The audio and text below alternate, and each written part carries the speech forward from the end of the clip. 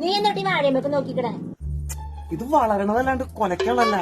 ചില വാഴകൾ അങ്ങനെടാ, വെറുതെ വളരും, ഫലം തരില്ല. ഇവിടെ ആരുല്ലേ? ഇവനെങ്ങോട്ട് പോയി? പേടിച്ചു പോയി ചേട്ടാ. ഇവിടെ ആരും കാണാണ്ട് കുട്ടി തിരിച്ചു പോയാലോന്ന് ഓടി വന്നാ ചേട്ടൻ. എന്തായിരുന്നു? ഞാൻ ബാങ്കിന്നാ ലോണൊക്കെ മുടങ്ങിയിട്ടുണ്ടല്ലോ ചേട്ടാ. വീട് ജപ്തിയായിട്ടുണ്ട്.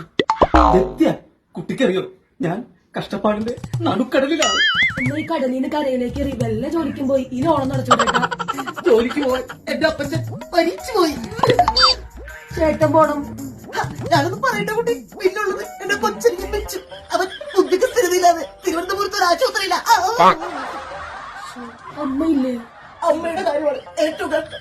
2 കാലുകളും തളർന്ന് അകത്ത് കിടപ്പിലാണ്. ആശ്വസിപ്പിക്കാൻ കഴിയില്ലാതെ. ആരാ മോനെ അടുത്ത് തളർന്നെടുക്കുന്നത്?